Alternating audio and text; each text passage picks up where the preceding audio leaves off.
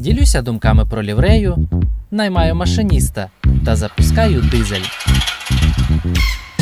Вітаю, друзі! Це друга частина будівництва Чме-3 в оновленні лівреї Укрзалізниці. Якщо ви не бачили попередній сюжет, то ставте це відео на паузу і бігом дивитись першу серію. Я вас попередив, бо багато втрачаєте.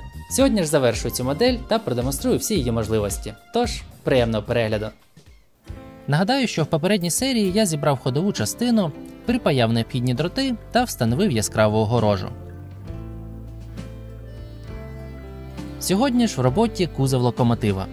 Як і з рамою, в першу чергу його необхідно розібрати на окремі деталі.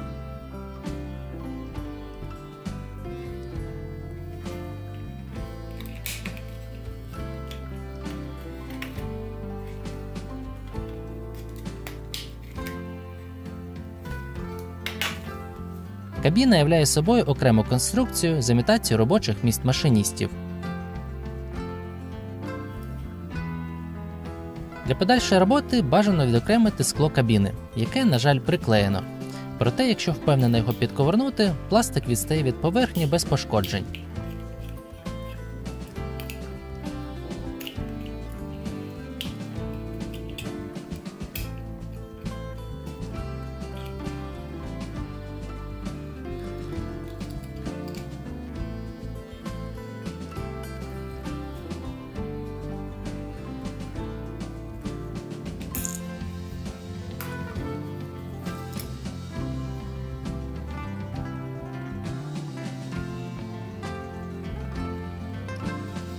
Так, ну що, далі декомунізація. На жаль, як і в житті, це лайно залишає за собою величезні дірки.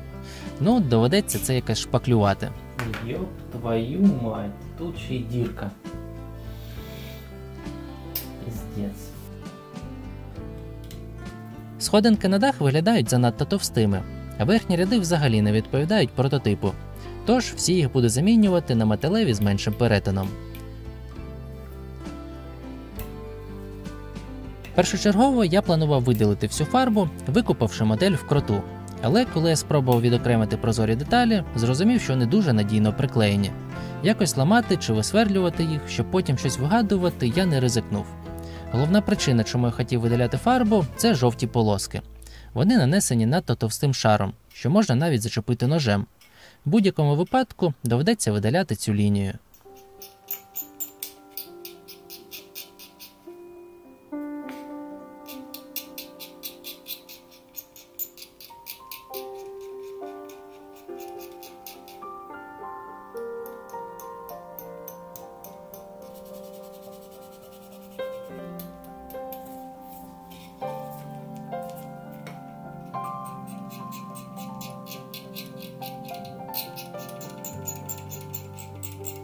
Наступний момент – це зайві дірки під сходинки. Аби їх якісно закрити, вклею туди старі сходинки та обрізаю їх під корень. Якщо дірки просто набити шпаклівкою, навіть почекати день, поки вона висохне, через тиждень шпаклівка гарантовано дасть усадку і поверхня помітно просяде. А так буде достатньо нанести мінімальний шар і поверхня буде рівною.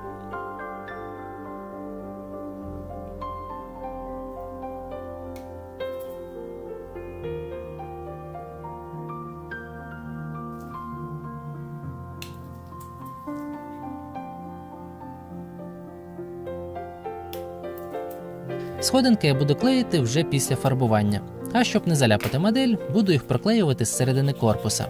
Тому завчасно роблю скрізні отвори.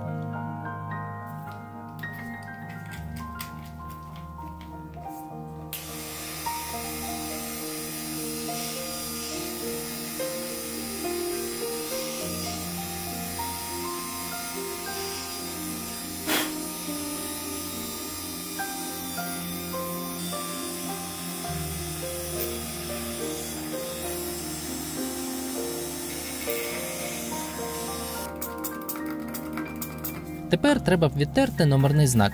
Він нанесений на прозорий пластик, тож не можна використовувати агресивні розчинники.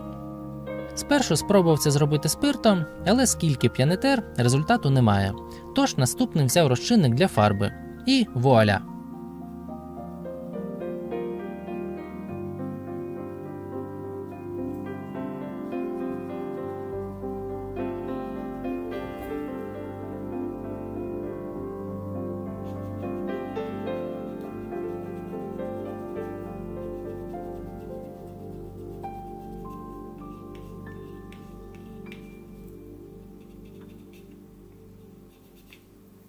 Далі забив цю дірку двохкомпонентною шпаклівкою. Робив це з середини корпуса, так, щоб утворилася кулька. Якщо б я спробував наліпити її зовні, то була б гілка всій морді. А так все виглядає акуратно і не буде проблеми все це зачистити разом з лініями перфорації. Спершу видаляю зайву шпаклівку, формуючи окремі лінії, а потім обережно заокруглюю фаски.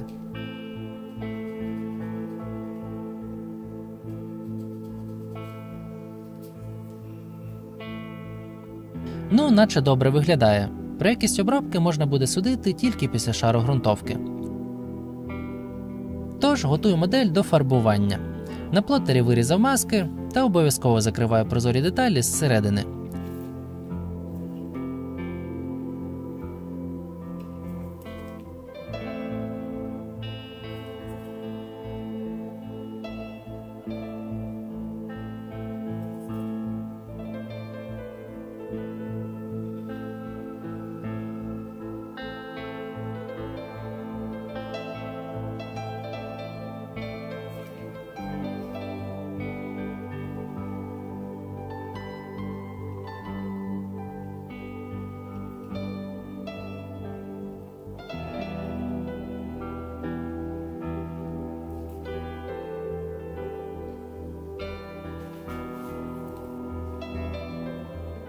Перший шар – ґрунтовка. Зараз задача рівномірно задути модель тонким шаром, звертаючи особливу увагу на місця, які було оброблено.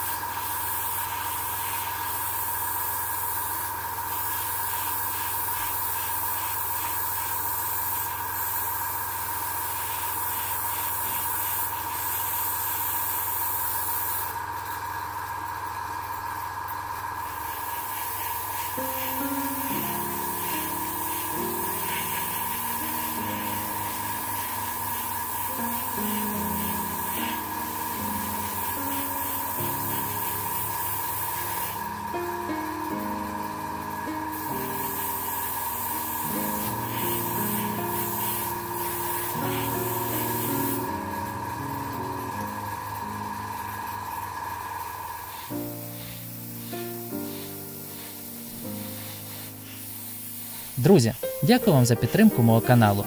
Ваша допомога сприяє покращенню якості контенту та його частоті публікації. Дуже і дуже вам дякую.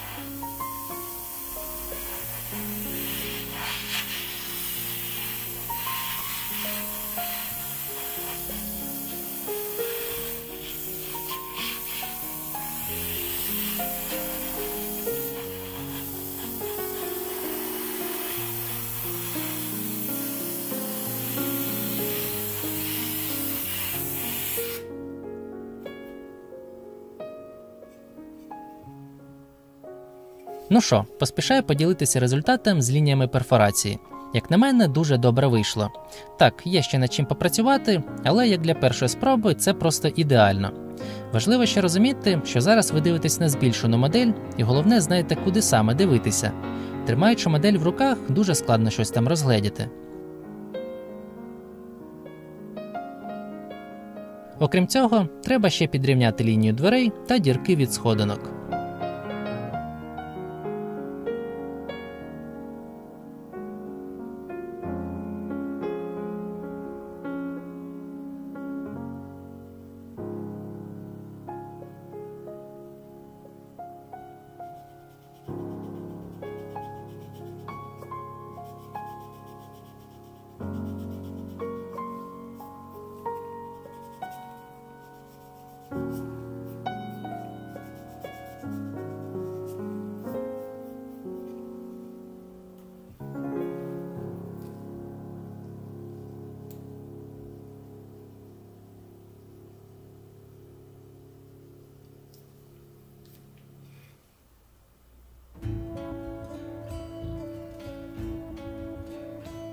Далі в черзі кабіна машиніста.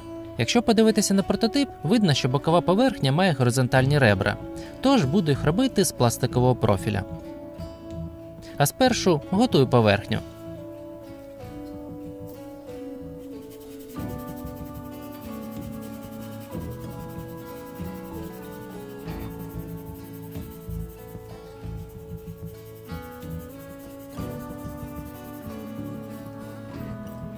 На плоттері вирізав маску, що дозволить наклеїти всі ребра рівно та з однаковим проміжком. При цьому ширину стрічки зробив дещо більшою за габарити профіля. Останній буду клеїти на суперклей. І якщо б цей проміжок був в розмір профіля, надто висока вірогідність, що все це монолітно склеїлося б. Ну а далі ви зрозуміли. Тому позиціоную профіль по центру стрічки, так щоб з обох сторін утворювалися тонкі смужки. Клеїти їх було непросто, особливо переживав, чи взагалі щось вийде.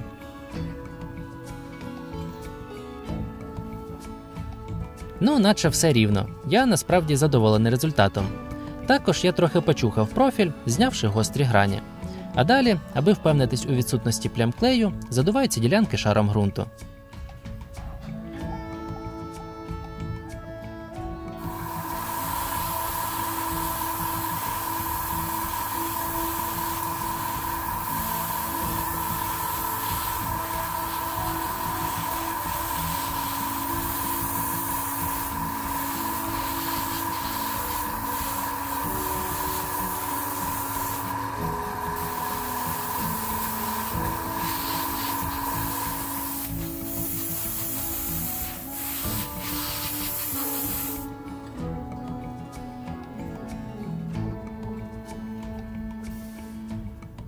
На свод даху додаю габаритні ліхтарі, які надрукував на 3D-принтері.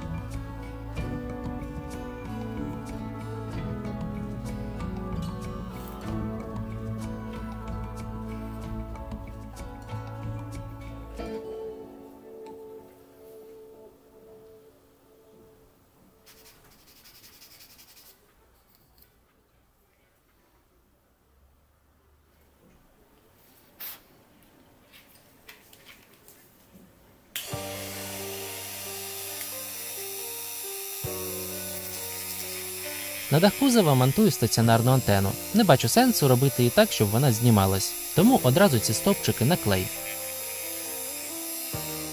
Такс, ну наче на цьому основні роботи завершено. Всі проблемні місця ідеально зачищено, додаткове деталювання встановлено, модель загрунтована.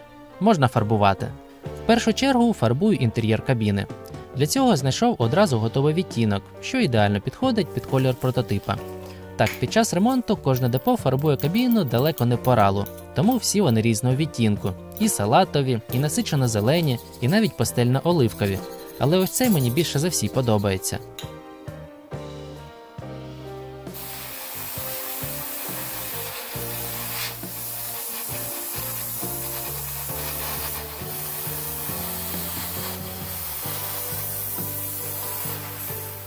Далі, щоб не заплутатися в масках, я дуже довго ламав голову над послідовністю фарбування. Тому вирішив почати з блакитного кольору, а вже потім нашаровувати інші.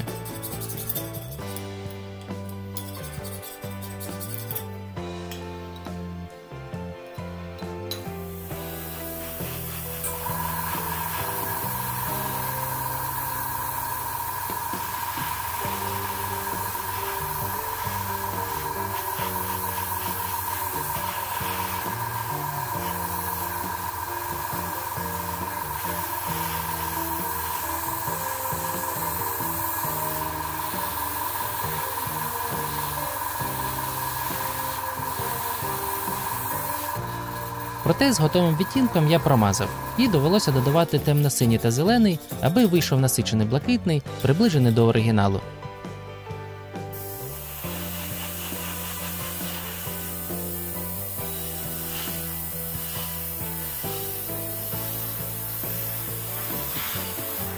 Ось це вже воно. Те, що треба. Угу. Да. А тут вообще офигенно.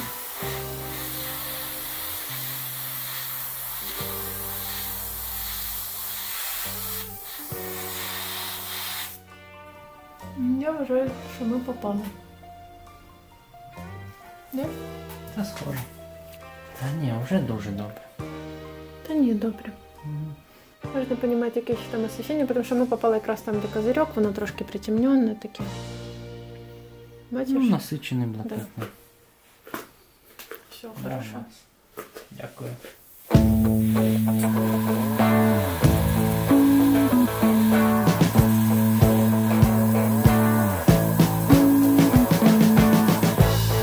We've been living in sin so long, all the feels are gone. Fella stopped me on the street last night, said everything's alright. Roller coaster, make it through the day upright. It seems your meal ticket is gone, but life goes on. I could never imagine something better. Yeah, right. Now you're cooking on high heat in the middle of the street. Roller coaster, take me to a better time. Let's go. All sing your high line with the roller coaster of life. It's time to all choose your timeline on the roller coaster of life. Наношу полоску, з дощакою буду маскувати ділянку блакитного кольору. Штангелем контролюю рівень всіх ліній, так, щоб мінімізувати відхилення по висоті.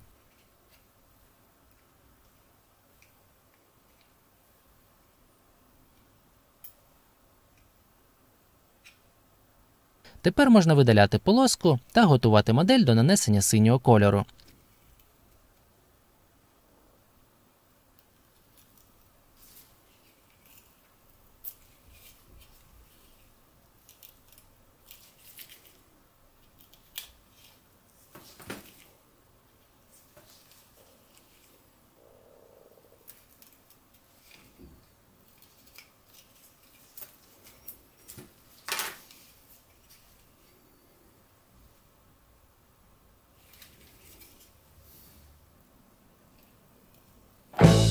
You seem to easily forget how to place your bet.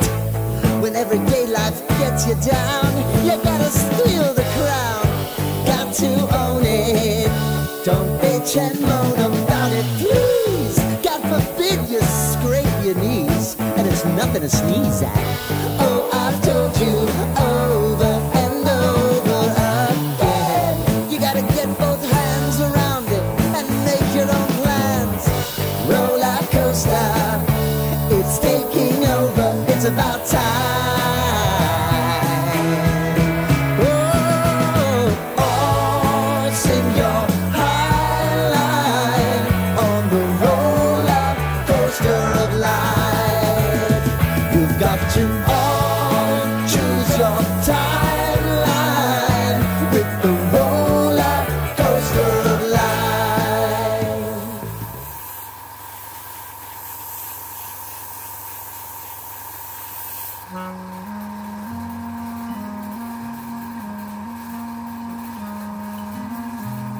Тепер, аби не утворились помітні сходинки між масками, важливо нанести помаранчевий колір мінімально можливим шаром. Для цього спершу надуваю білу фарбу, а вже потім наношу помаранчевий.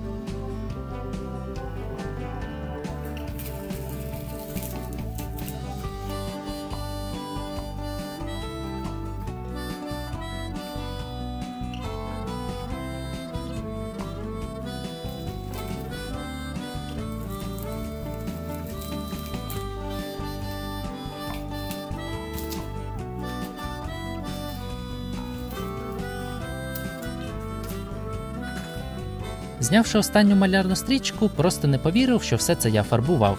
Результат максимально наближений до ідеалу. Прям естетичне задоволення. Проте це ще не все. Треба фарбувати жовтий кант.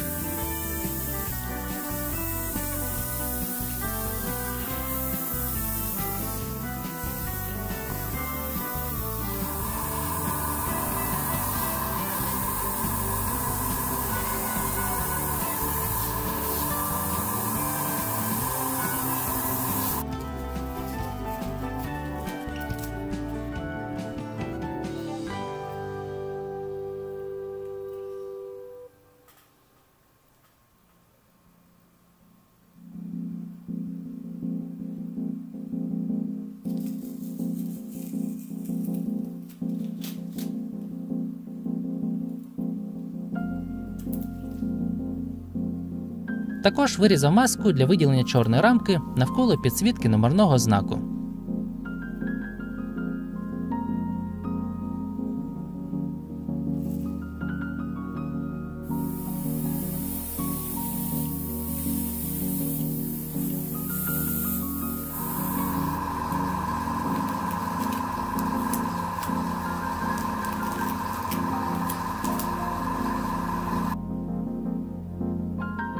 Встановлюю кабіну і ще дуже довго насолоджуюся отриманим результатом.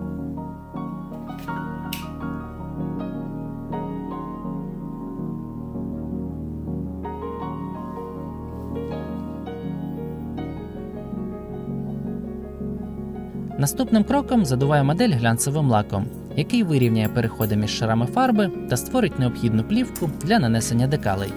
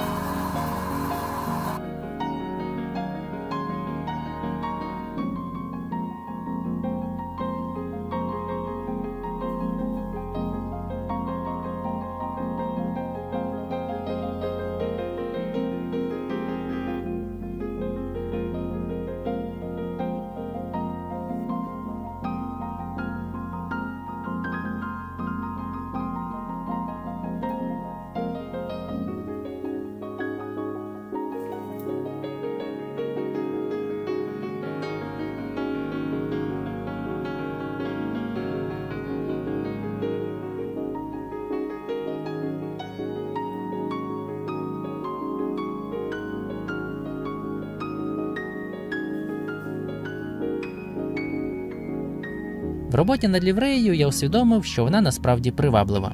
На перший погляд, поєднання кольорів та й взагалі вся концепція виглядає трохи чудернацько. Проте зараз я став фанатом цієї лівреї. По-перше, мені сподобалось гармонійне поєднання кольорів.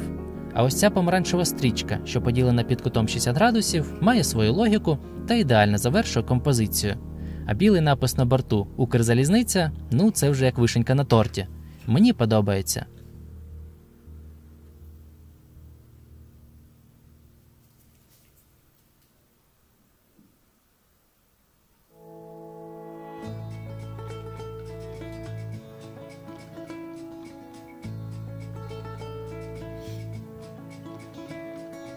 На принтері надрукував об'ємний номерний знак, а також додаю шильдики завода-виробника.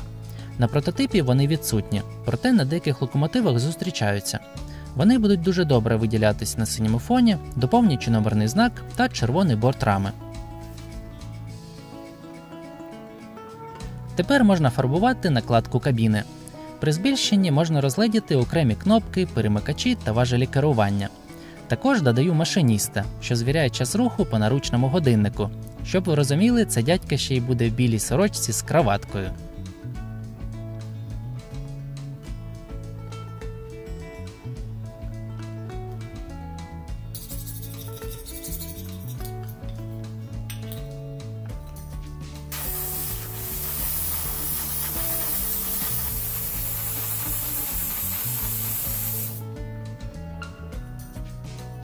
Аби зменшити видимість прозорої накладки, фарбую її під колір кабіни.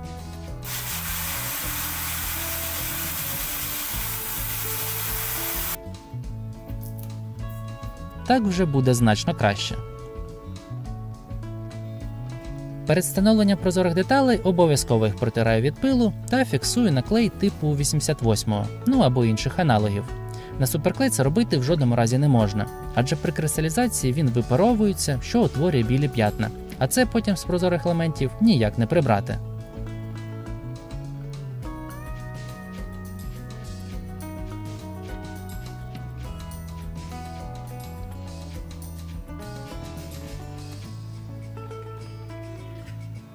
Мені дуже сподобалось, як скрізь віконця видно машиніста та елементи пульта керування.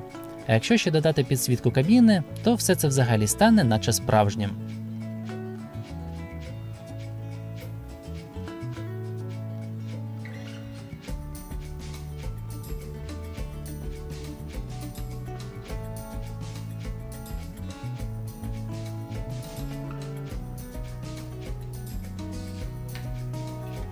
Тепер на суху встановлюю сходинки, виставляю так, щоб все виглядало рівно, та фіксую їх зсередини.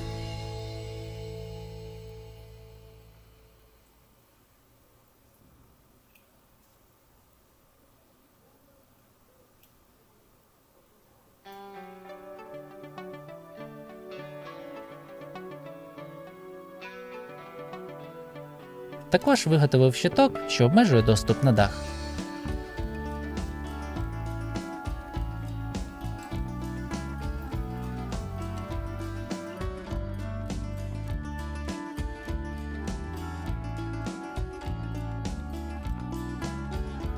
Та останній штрих – це заводські шильдики.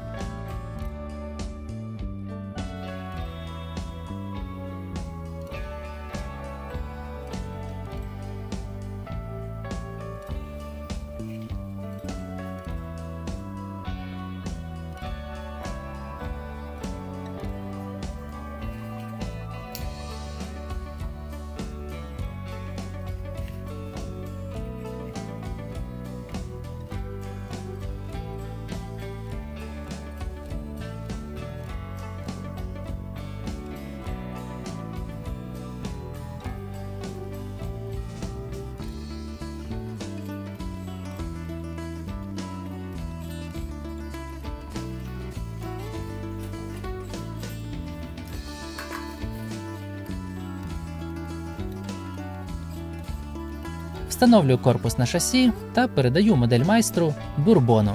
Він проведе освітлення в кабіну, встановить динамік з декодером та налаштує модель до покатушок. Тож, зустрічайте готову мініатюру локомотива ЧМ-3.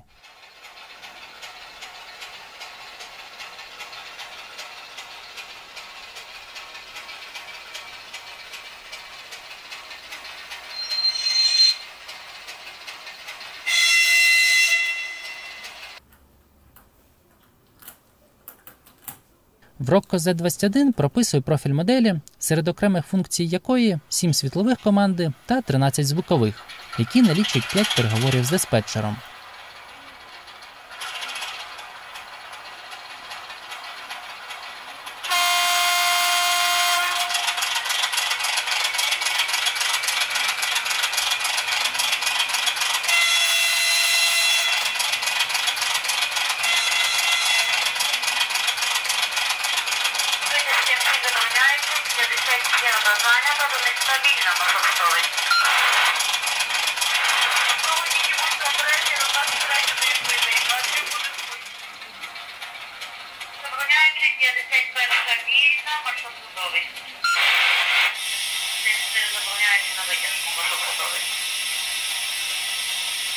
Витязки всі забороняючи, 55 зайнята, до міста вільна, маршрут готовий.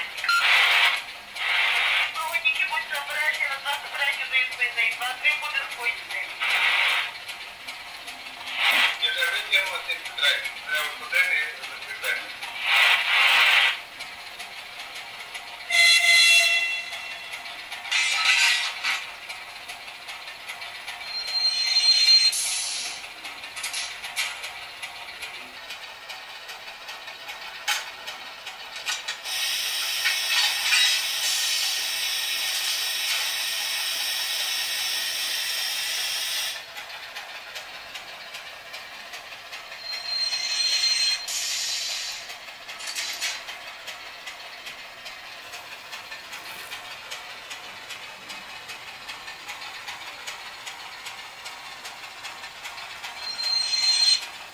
Забороняючи, 51 вільна, маршрут готовий.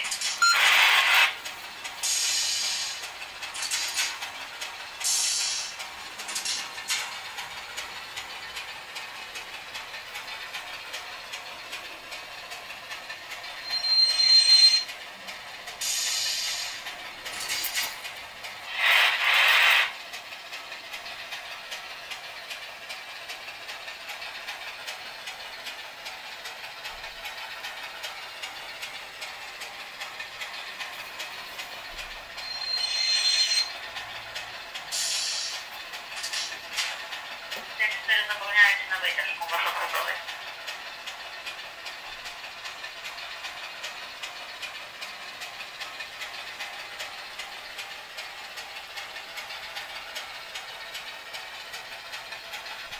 Ну що, товариство, ця чмуха нагадала мені, що таке залізниця. Із цієї голки я вже не зістрибну. Тож попереду буде все більше локомотивів, діорам та не тільки. Дякую кожному за увагу. І до зустрічі, друзі!